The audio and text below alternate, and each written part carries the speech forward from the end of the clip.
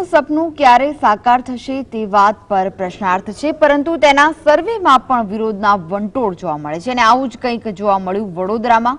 વડોદરા શહેરના રેલવે સ્ટેશનના પશ્ચિમ ભાગમાં બુલેટ ટ્રેન પ્રોજેક્ટ માટે સર્વે હાથ ધરાયા બાદ રેલવે તંત્રે આજે રેલવે લાઇનના પૂર્વ વિસ્તારમાં સોઇલ ટેસ્ટિંગની કામગીરી કરતા સ્થાનિક રહીશોમાં દહેશત વ્યાપી હતી। એટલું જ નહીં, સોઇલ ટેસ્ટિંગની કામગીરી થોડો સમય અટકાવી દેવામાં આવી।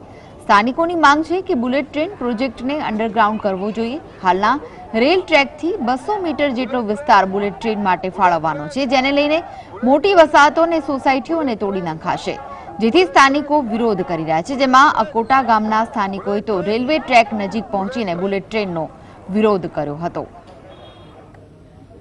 અમારી માંગ એટલી જ છે કે આ બુલેટ ટ્રેન આવી જ ના જોઈએ। અત્યારે બુલેટ ટ્રેન આવશે તો અમારા ગરીબ લોકો જશે જ ક્યાં, અને બધાનું ધંધો રોજી રોજગાર જ વંખેરાઈ જશે। તો અત્યારે માંડ બધાએ જે લોકોએ લોન લઈને ઘર બાંધ્યા છે તેનું શું થશે? લોન ભરશે કે પેટનું કરશે કે શું કરશે? ને નાના બાળકો લઈને જશે ક્યાં? અમે રહીશું ક્યાં?